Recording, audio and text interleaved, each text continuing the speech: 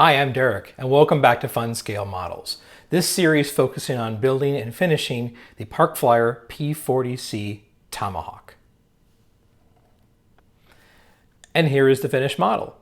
This series has gone all the way back from what tools you needed to accumulate to build a model like this, what sort of electronics are used, the type of construction and how to actually build the model, as well as covering it.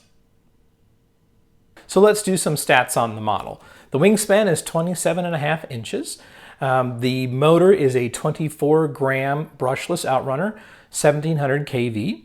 The prop is an 8-inch diameter, 4.5-inch pitch, 3-blade propeller. As you can see here, the spinner is a 3D printed model. There's 4 servos in this. Each one of them is a 4.3 gram, and it's powered by a 2S 450 milliamp battery pack.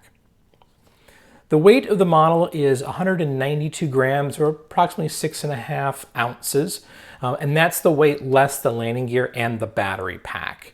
The overall wing area is around 1 square foot, so that gives it a nice wing loading of 8.9 ounces per foot squared. It's pretty lightweight, and so it should be a nice gentle flyer. Some other features on the model: it has a flat sheet canopy, and there is a cockpit and a profile pilot for it. I've utilized printed tissue for the covering material. And overall, I feel you could probably build this model in about 2 to 3 weekends, or at least get it framed up in that amount of time.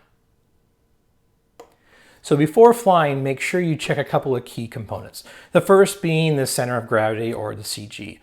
I like to start at about 20% MAC for a warbird, and that's what I recommend here. So if you look at the plans, you'll see that 20% range, that's at stringer 1 on rib W5. You'll also want to make sure that all your connections are good. So your servos are all the way into the receiver, all your set screws are tight, and all your control linkages are secure as well. Speaking of control linkages, make sure your controls are in the right direction. That's an important one, and I'm sure it's bit many of us in the past. So do that, make sure you cover that before your first flight. Control deflections, elevator plus or minus about 1/2 inch, ailerons 3/8 of an inch, and the rudder's about 3/4. Now I fly without dual rates, and I also fly without expo. So this is a good starting point, and you'll want to adjust it per your flying preferences. The other thing you'll want to do before you fly the model is make sure you do a good range check per your transmitter and your receiver setup. Flying the model, it's pretty straightforward. It is a warbird, so they tend to require a little bit more experience than a trainer, but the light wing loading does make it a nice and easy flying airplane. If you're going to take off of the ground using the plug-in landing gear, make sure you give a steady input and use your rudder to track correctly. Hand launching, I recommend, because it's got a 3-blade propeller and a lot of torque, to launch at about 3/4 throttle, and make sure you launch level. I don't recommend launching at a vertical or an angle up direction. Flying is also nice. You can do rolls, you can do loops. Most of the basic maneuvers this airplane is capable of doing. So looking back on this series, I've had a lot of fun building the model.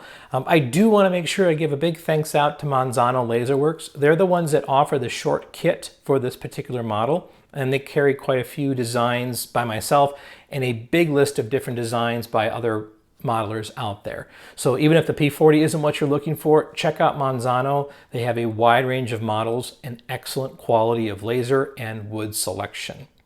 I also want to thank Rabbit Models. They're the ones that worked with me to create the 3D printed spinner for this model and some other ones that I offer.